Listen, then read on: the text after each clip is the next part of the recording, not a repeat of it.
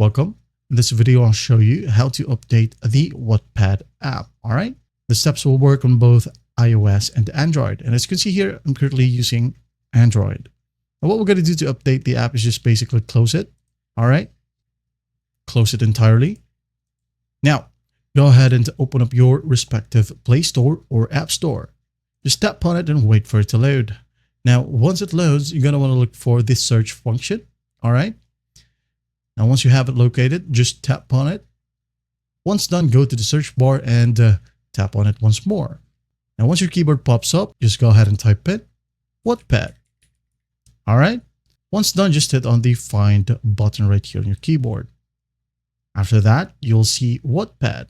Now, as you can see here, in my case, I have the open button. That means that the app doesn't need an update. All right. Now, if it says here, update, well, that means the app needs an update. Just go ahead and tap on the update button and wait for it to finish.